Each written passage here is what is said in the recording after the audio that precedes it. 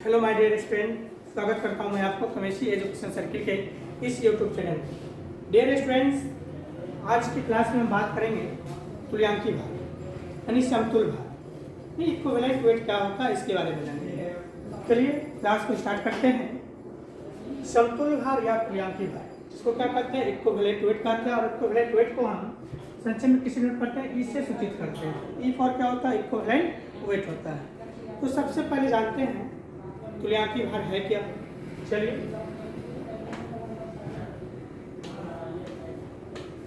तुल्यांकी भार याद करने के लिए सूत्र होता है आणविक भार बाय संयोजकता ना। तुल्यांकी भार को हम क्या लिखते हैं, ये लिखते हैं इक्विवेलेंट वेट लिखते हैं। ये बराबर लिख सकते हैं आप क्या, आणविक भार को मॉलिक्यूलर वेट ना बाय वैलेंसी। वैलेंसी मीन्स क्या होता है, संयोजकता। इससे क्या निकालते हैं, तुल्यांकी भार को ज्ञात करते हैं। क्या ज्ञात करते हैं, तुल्यांकी भार। चलिए तुल्यांकी भार को हम तीन प्रकार से पढ़ेंगे, तीन प्रकार से ज्ञात करेंगे। सबसे पहले जानते हैं तत्व का तुल्यांकी भार किस प्रकार ज्ञात करना है। किसका तुल्यांकी भार, तत्व का तुल्यांकी भार किस प्रकार से निकालें। चलिए स्टूडेंट्स देखते हैं। सबसे पहला किसका देखना है, सबसे पहला हम देखेंगे तत्व का तुल्यांकी भार। तत्व का तुल्यांकी भार, तत्व का तुल्यांकी भार निकालने के लिए, तत्व का तुल्यांकी भार निकालने के लिए फॉर्मूला होता है परमाणु भार बाय संयोजकता। परमाणु भार बाय संयोजकता होता है। परमाणु भार एटॉमिक मास बाय क्या लिखते हैं, संयोजकता। और संयोजकता को क्या लिखेंगे, इसमें वैलेंसी करते हैं। संयोजकता को क्या कहते हैं, वैलेंसी। इससे हम क्या निकाल लेंगे, तत्व का तुल्यांकी भार ज्ञात करेंगे।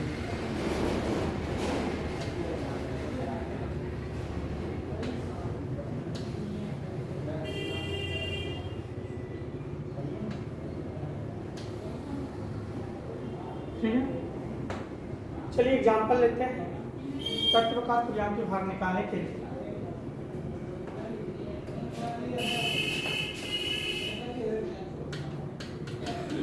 एग्जाम्पल जिसे निकालना है सोडियम का तुल्यांकी। क्या निकालना है, सोडियम का तुल्यांकी भार। तुल्यांकी भार को हम किसी नोट करते हैं ई से। ई पर क्या होता है, इक्विवेलेंट वेट होता है। किसका चाहिए, सोडियम का चाहिए। सोडियम का क्या चाहिए, तुल्यांकी भार चाहिए। सोडियम का तुल्यांकी भार निकालने के लिए क्या करना हो, अब जानते हैं तत्व का तुल्यांकी भार निकालने के लिए सूत्र होता है परमाणु भार बाय संयोजकता। क्या होता है, परमाणु भार बाय संयोजकता। मतलब सोडियम का परमाणु भार कितना होता है, 23 होता है। सोडियम का परमाणु भार कितना होता है, 23 होता है। और सोडियम का जो संयोजकता होता है 1 होता है। और 23 में 1 से भाग कर देंगे, क्या निकल गया, सोडियम का तुल्यांकी भार आ गया 23। सोडियम का तुल्यांकी भार कितना आ गया, 23। उसी प्रकार दूसरा एग्जाम्पल देखते हैं। हमें याद करना है तुल्यांकी भार किसका, कैल्शियम। कैल्शियम का क्या चाहिए, इक्विवेलेंट वेट चाहिए। बताइए कैल्शियम का परमाणु भार कितना होता है, कैल्शियम का परमाणु भार 40 होता है। और उसके नीचे क्या करना है, वैलेंसी से भाग करना है। वैलेंसी कितना होता है, कैल्शियम का वैलेंसी 2 होता है। कैल्शियम का वैलेंसी कितना होता है, 2। और 2 से भाग कर दीजिए, ये आ गया कितना, 20 आ गया। 20 क्या निकला, कैल्शियम का तुल्यांकी भार आ गया, इक्विवेलेंट वेट ज्ञात हो गया। ठीक है बच्चों, चलते हैं नेक्स्ट एग्जाम्पल की ओर। इसे याद करना है एल्युमिनियम। एल्युमिनियम का परमाणु भार आपको याद करना। सबसे पहले आपको परमाणु भार याद करना होगा और वैलेंसी याद करना होगा। परमाणु भार और वैलेंसी याद है तभी जाकर आप तुल्यांकी भार को याद कर सकते हैं। तो बताइए एल्युमिनियम का परमाणु भार कितना होता है, 27 होता है।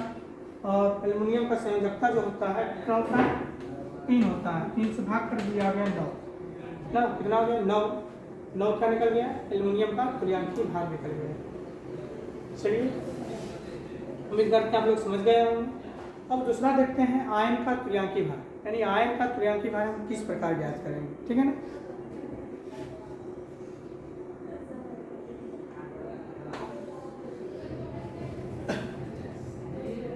चलिए पहले एक तो और देख लेते हैं इसमें, उसके बाद आगे बढ़ेंगे। इसमें याद करना है जिंक, इसका निकालना है जिंक का तुल्यांकी भार। तो सबसे पहले जिंक का क्या है ध्यान रखना होगा, परमाणु भार को याद करना है। जिंक का परमाणु भार कितना होता है 65 होता है। जिंक का कितना होता है 65, भाग कर दीजिए। जिंक का संयुक्त 2 होता है, भाग कर दीजिए, आ जाएगा कितना 65 32 पॉइंट 2 ना, ये आ गया आपका। चलिए अब नेक्स्ट देखते हैं, दूसरा है आयन का तुल्यांकी भार। क्या देखेंगे, आयन का तुल्यांकी भार देखेंगे।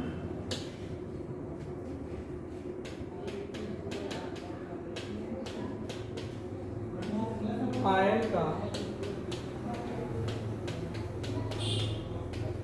तुल्यांकी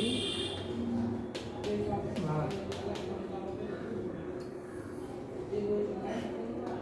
आयन का तुल्यांकी भार निकालने के सूत्र होता है ई पर क्या होता है, इक्विवेलेंट वेट होता है। इसको निकालने के लिए होता है अनुभार।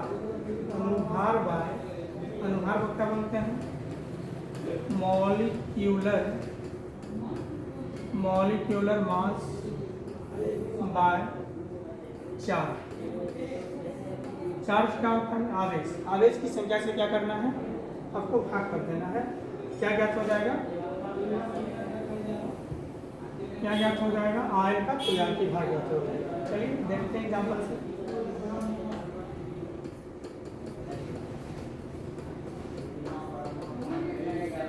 सबसे पहला लेते हैं ई फॉर का इक्विवेलेंट वेट।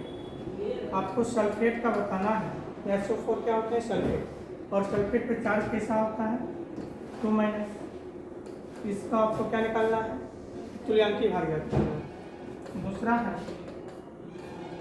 कार्बोनेट का तुल्यांकी भार ज्ञात करिए, कार्बोनेट का। तीसरा है आपका नाइट्रेट का तुल्यांकी भार ज्ञात करिए। चौथा है कैल्शियम Ca2+, कैल्शियम कितना, इसका तुल्यांकी भार ज्ञात करना है। चलिए सारे का तुल्यांकी भार निकालते हैं।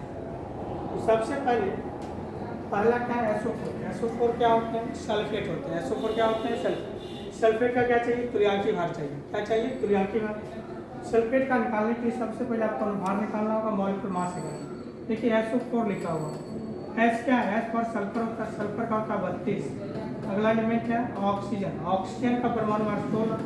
ऑक्सीजन का कितना, 4 में 16 गुना 4 करके 32 और 16 64, ये जोड़ दीजिएगा तो आ जाएगा 96। अनुभार ज्ञात हो गया कितना, 96 ग्राम। ठीक है, अब यहाँ पे क्या लिखते हैं, यहाँ पे क्या रखना, अनुभार। अनुभार कितना आ गया 96। अनुभार कितना आ गया 96, और इस पर चार्ज कितना है 2। चार्ज कितना है 2, इसी चार्ज से भाग कर देना है। ठीक है, ये कितना आ गया 48। ठीक है बच्चों, उसी प्रकार निकालना है कार्बोनेट का। क्या निकालना, अनुभार। कार्बन का होता 12, कार्बन का कितना 12, फिर ऑक्सीजन का 16, 3 में 16 का 48, 48 12 जोड़ेंगे 60 आ गया। और चार्ज कितना है 2 से भाग कर दिए, निकल गया 30। ठीक है, उसी प्रकार नाइट्रेट का निकालना है। नाइट्रोजन का 14 होता है और ऑक्सीजन का 16, फिर 3 में 16 48 14 जोड़ेंगे तो 62 आ जाएगा। 62 में भाग किसे करना है, चार्ज करना है एक चार्ज से भाग कर देंगे, ये आ गया 62। अगला है कैल्शियम। कैल्शियम पर चार्ज कैसा है 2+ है ना, इसका चार्ज कैल्शियम का भार होता है कितना, परमाणु भार 4। चार्ज कैसा है, पॉजिटिव चार्ज है ना, इस चार्ज से भाग कर, 2 चार्ज है ना, 2 से भाग कर, ये आ गया 3। ये निकल गया आयन का तुल्यांकी भार। क्या ज्ञात हो गया, आयन का तुल्यांकी भार। चलिए नेक्स्ट देखते हैं, अगला है आपका यौगिक का तुल्यांकी भार। यौगिक का तुल्यांकी भार।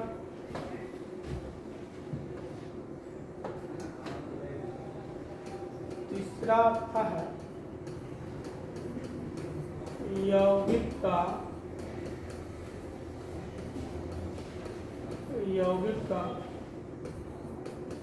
तुल्यांकी भार। चलिए तुल्यांकी भार निकालने के लिए फॉर क्या होता है, इक्विवेलेंट वेट ना। तुल्यांकी भार निकालने के लिए फॉर्मूला होता है यौगिक का अनुभार। क्या होता है? यौगिक का अनुभार। क्या चाहिए? यौगिक का अनुभार चाहिए। और क्या चाहिए हमें? धनावेशों की संख्या। और क्या चाहिए? धनावेशों की संख्या। धनावेशों की संख्या।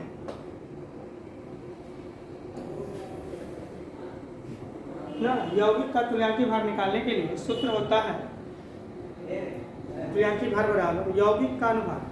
यौगिक का अनुभार बाय धनावेशों की संख्या। तो आपको यौगिक का अनुभार चाहिए, यौगिक का कंपाउंड का मॉलिक्यूलर मास चाहिए, और क्या चाहिए? भाग किससे करना है? धनावेश की संख्या ना, उस यौगिक को तोड़ना है ना, और भाग कर देना किससे? धनावेश की संख्या से। चलिए देखते हैं इस पर एग्जाम्पल, तब जाकर आप लोग को समझ में आएगा। एग्जाम्पल जैसे लिखते हैं, पहला एग्जाम्पल है ई, और आप जानते हैं क्या होता है? इक्विवेलेंट वेट होता है ना, NaCl। NaCl का क्या चाहिए? इक्विवेलेंट वेट चाहिए, तुल्यांकी भार चाहिए। NaCl क्या है? कंपाउंड है, यौगिक है ना, इसका क्या चाहिए? तुल्यांकी भार। ई NaOH, अगला लेते हैं ई H2SO4। ई पर होता है इक्विवेलेंट वेट, ध्यान रखना है। ई CaCO3, ई HNO3, ये सारे के सारे क्या है? कंपाउंड है, और इस सब का क्या चाहिए हमें? तुल्यांकी भार ज्ञात करना है। चलिए सबसे पहला ज्ञात करते हैं। सबसे पहले NaCl का आपको क्या चाहिए? अनुभार चाहिए। अनुभार कैसे निकालते हैं? निकालिए। सोडियम का कितना होता है? इसका कल में होता है 35.5, दोनों को जोड़ दीजिएगा तो देगा 51.5। यही आपका अनुभार हो गया। आप लोग को भाग किसे करना है? धनावेशों की संख्या से। अब धनावेश की संख्या इसमें कैसे ज्ञात करना है? जैसे NaCl को जब तोड़ोगे, NaCl को जब तोड़ोगे तो टूट जाएगा Na प्लस और Cl माइनस। NaCl किस में टूटेगा? Na plus Cl minus.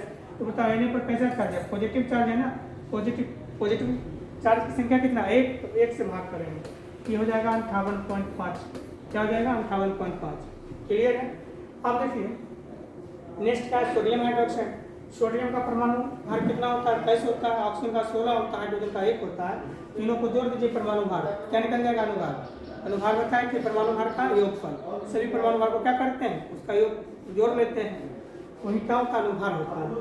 बताइए 23, ऑक्सीजन का 16, 23 16 39, ये 40 आ गया। फिर इसको तोड़ोगे NaOH को, तो टूट जाएगा Na plus OH minus. Hydroxide पर कैसा चार्ज होता है? नेगेटिव चार्ज होता है। हमें क्या लेना? धनावेश की संख्या लेना। सोडियम पर धनावेश की संख्या बताइए कितना है सोडियम पे? यहाँ पर धनावेश की संख्या 1 है, तो इसी 1 से क्या करते हैं? भाग कर देते हैं, ये आ गया 40। ठीक है।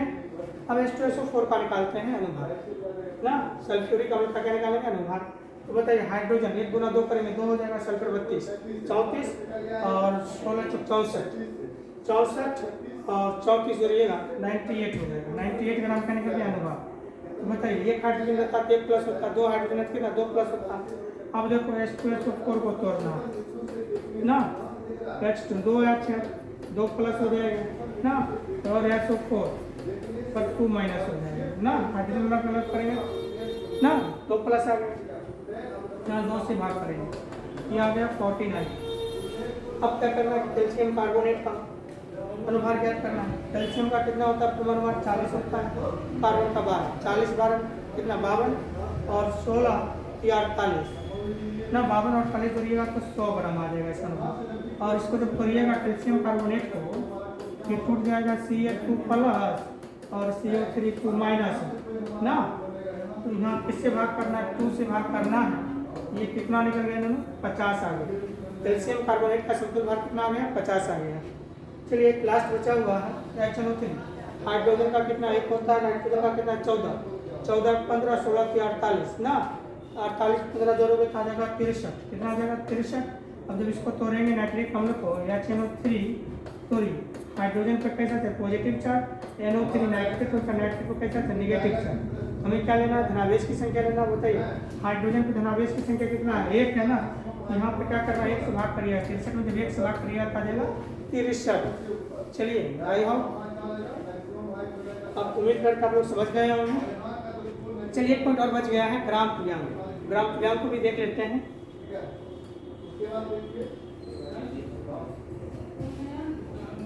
ग्राम तुल्यांक ग्राम तुल्यांक, ग्राम इक्विवेलेंट, ग्राम इक्विवेलेंट, ग्राम तुल्यांक। अब देखते ग्राम तुल्यांक को निकालने के लिए फॉर्मूला क्या होता है, इसको जानते हैं। ग्राम तुल्यांक निकालने के लिए, ग्राम तुल्यांक निकालने के लिए सूत्र होता है दिया गया भार इसमें ग्राम, दिया गया भार किसमें, ग्राम में, बाय क्या, समतुल्य भार। जस्ट आप लोग समतुल्य भार पढ़ रहे थे ना, भाग किसे दिया गया भार होगा और दिया गया भाग किसे करना है, समतुल्य भार से ना। तो समतुल्य भार बता रहे थे ना, उसी समतुल्य भार से हम भाग करना है। जब समतुल्य भार से भाग कर देंगे, यहाँ क्या निकल जाएगा, ग्राम तुल्यांक ज्ञात हो जाएगा। क्या ज्ञात हो जाएगा, ग्राम तुल्यांक। चलिए एग्जाम्पल देखते हैं। एग्जाम्पल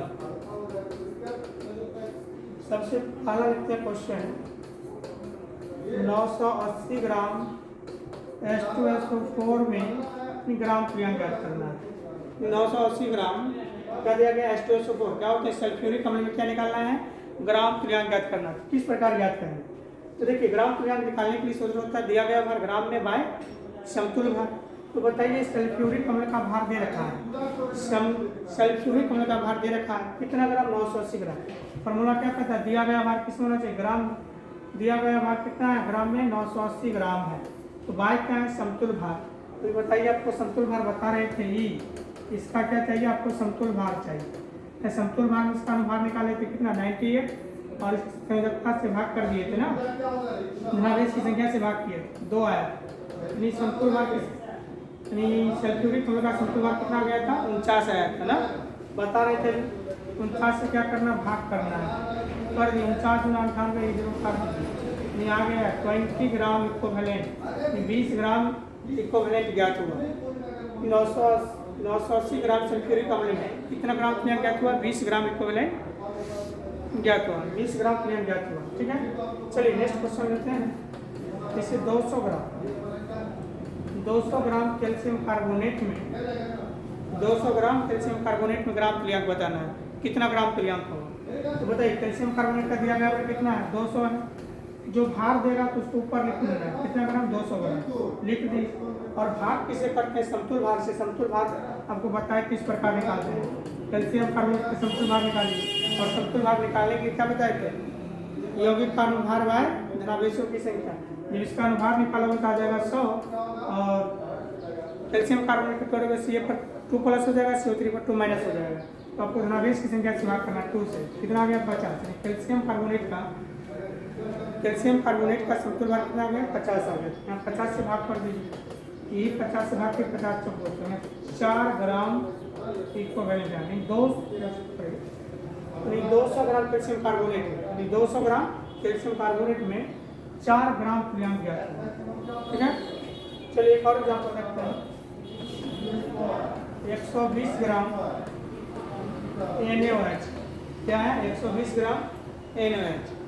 तो बताइए सबसे पहले सोडियम हाइड्रोक्साइड का, इसका दिया गया भार कितना है, 120 ग्राम दिया गया भार कितना, 120, और भाग किससे करना है, समतुल्य भार से। तो NaOH का क्या ज्ञात करना है, समतुल्य भार ज्ञात करना है। जब NaOH का समतुल्य भार ज्ञात करोगे क्या आ जाएगा, देखो इस प्रकार ज्ञात करो, NaOH अनुभार इसका आ जाएगा 40, भाग करेंगे धनावेश की संख्या, सोडियम पर कितना धनावेश की संख्या होगा, 1 से भाग करेंगे कितना आ जाएगा, 40 में से भाग करेंगे 40 आ जाएगा। 40 से भाग करेंगे 40 या 120, यानी 3 ग्राम इक्विवेलेंट, 3 ग्राम तुल्यांक, यानी 120 ग्राम सोडियम हाइड्रोक्साइड में कितना ग्राम तुल्यांक आ जाएगा, 3 ग्राम तुल्यांक आ जाएगा। चलिए बच्चों, आज का क्लास यहीं तक। अगर आप लोग को वीडियो अच्छी लगे तो वीडियो को शेयर करें, लाइक करें, और हमारे यूट्यूब चैनल को सब्सक्राइब करें। तब तक के लिए बाय, थैंक यू।